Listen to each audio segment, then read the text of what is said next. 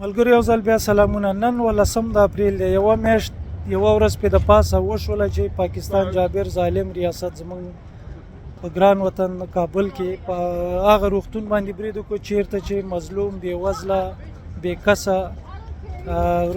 په نشهیي موادو روږدي کسان په دې روغتون کې بستر وو.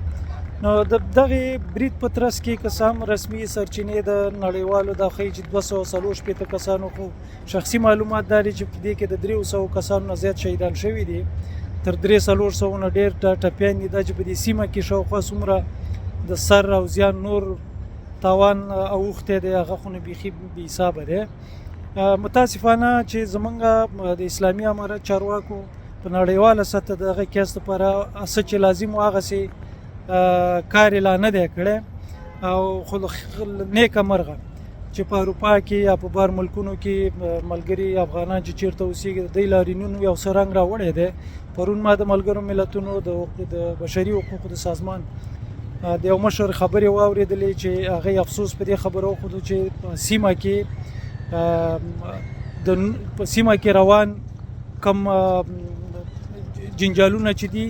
د افغانستان په مسایلو سوری غوړولی، چې مطلب د ایران نه و. او بیلګه دا ورکړه چې کله چې په ایران کې په یو ښوونځي باندې د امریکا د خوا نه برید وشو نو په نړیواله سطح باندې دغه برید محکوم شو. خو له بده مرغه د دغه سکول او د دغه ښوونځي د ماشومانو نه هم ډېره لویه غمیزه په افغانستان کې وه، خو تر اوسه پورې په ملګرو ملتونو یا چا کوم نوټس نه دی اخیستی. دا د دې خبرې وې. خو خوشبختي دا ده چې دغه کوم افغانانو چې په بار ملکونو کې مظاهرې کړي دي دا به انشاءالله رنګ راوړي، او لږ تر لږه به دغه د دې پیښې عاملین چې په خپله د پاکستان د فوج مشران دي او په سر کې عاصم منیر دی، دا به د نړیوالو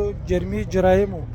جنگي جرایمو محکمې ته کنني که آخري کار وختي راکش کېږي به.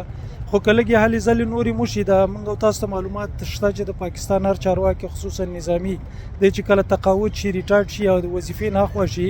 نو دی بیا په پاکستان کې شپې نشي کولی، دی راوځي اروپا ته، کاناډا ته، امریکې ته، دې ځایونو کې جایدادونه یې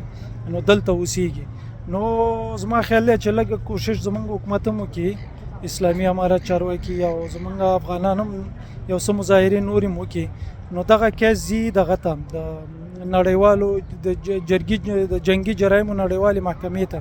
او په عاصم منیر باندې به دا ټولې دروازې بندېږي، ځکه چې دې ته د تېښته لاره ورکېږي. 1 کال 2 3 4 5 کاله د دې خپله قانوني دوره ده، که تر هغې پاتې شي دی نو هغې نه وروسته دا بیا نه په پاکستان کې شپې کوی شي نه بیرون راوتی شي. نو دا ورځ لرې نه ده چې لکه څنګه د یوګسلاویا د جنګ کې مجرم کسان چې کوم ونیول شو او په د هالند په هاګ محکمه کې محکمه کړلی شو، نو دغسې دا ورځ هم راتلونکې ده چې انشاءالله د دغې مظلومانو انتقام که تر اوسه پورې زمونږ چارواکو نه دی اخیستی، نو خدای خو به یې اخلي، خو په دې دنیا باندې اخیستل کېږي ځکه چې دا به آخر نړیوالې محکمې ته سپارل کېږي. والسلام، تر بیا هم په الله سپارم.